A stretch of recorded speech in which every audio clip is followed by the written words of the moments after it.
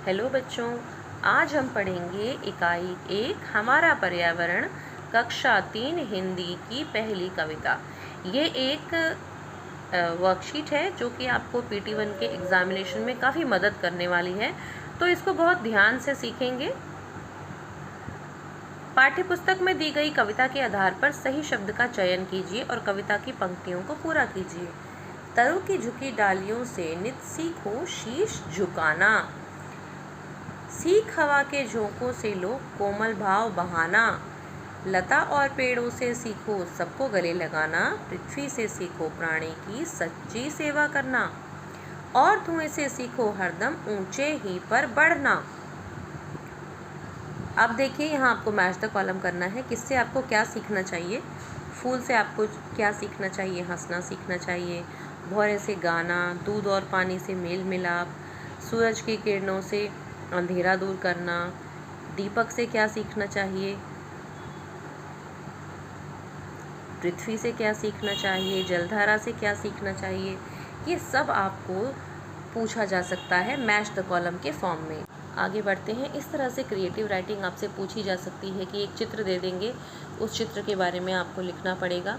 तो अगर ये चित्र आता है तो आप लिखेंगे कि यह सूर्योदय का चित्र है। सुबह के समय वातावरण ठंडा रहता है, लोग सैर और व्यायाम करने जाते हैं, बच्चों को भी सुबह उठना चाहिए, जल्दी उठना सेहत को लाभ देता है।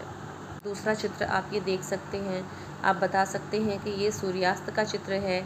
किसान खेत से लौट रहा है, चिड़िया अपने घोंसलों में जा रही है, चरवाहा अपनी भेड़ों को लेकर चराकर घर वापस जा रहा है, सभी लोग संध्या के समय घर वापस आ जाते हैं। आगे बढ़ते हैं हम भाषा की बात पर। इसमें ग्रामर आता है, तो ग्रामर में पर्यायवाची शब्द आपसे पूछा जा सकता है। लगभग एक जैसे अर्थ देने वाले शब्दों को हम पर्यायवाची या फिर समानार्थी शब्द भी कहते हैं।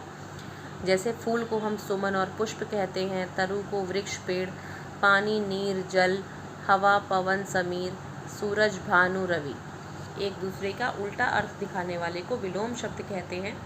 जैसा कि आप देख सकते हैं, आपको यहाँ पहचानना है कि विलोम शब्द कौन सा है और कौन सा नहीं। तो अंधेरा प्रकाश, जीवन मृत्यु, कोमल सख्त ये विलोम शब्द है। उजाला रोशनी ये समानार्थी शब्द है, सेम मीनिंग है। अंत मौत, कठोर, कड़ा।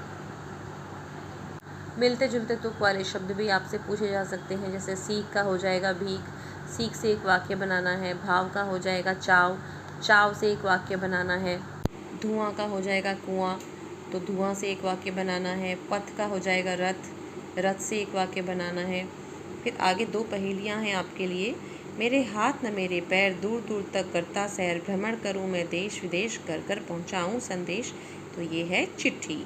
उड़ता रहता इधर उधर, आ जाता सब और नज़र, पर जब यह अपना मुंह खोले, काँव काँव करके ही बोले, ये है कौआ। तो ये आपका पहला पार्ट यहाँ ख़त्म हो जाता है, और आप इसको ठीक से पढ़ें, लिख कर देखें, स्पेलिंग की प्रैक्टिस करें, तो आपके नंबर ज़रूर अच्छे आएंगे। धन्यवाद।